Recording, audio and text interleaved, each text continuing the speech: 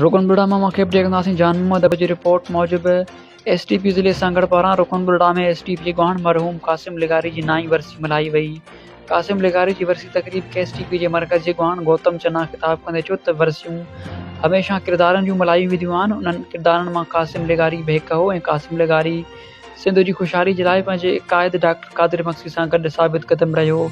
जंहिं ज़िले सांगड़ में क़ौम परस्त सियासत जो नालो वठणु ॾोह सम्झो वेंदो हो, उन वक़्तु मरहूम कासिम लिगारी एसटीपी जो झंडो बुलंद कयो। कासिम लिगारी जी जदोजहद जे नतीजे में अॼु ज़िले सांगड़ जे हर शहर ऐं ॻोठ में जीअं सिंध जो आवाज़ ॿुधण में अचे थो। एसटीपी डॉक्टर क़ादिर मक्सी जी सरबराही में चूंडुनि में भरपूर हिस्सो वठी रही आहे। वरसी तकरीब के जाम शौकत अबड़ो, खुदा बख्श दर्स, ज़िले सदर अली नुकास किली, इकबाल मक्सी, जान मोहम्मद अबड़ो, गुलाम नबी लिगारी, एहसान शर, नज़ीर लिगारी, रफ़ीक जलालानी, जबार जूनेजो, मुमताज़ मक्सी, इज़हार लिगारी, मुख्तियार लिगारी, जाफ़र सिंधी, इमदाद, क़ादिर लिगारी, माजिद सोलंकी ॿियनि पिणु ख़िताब कयो।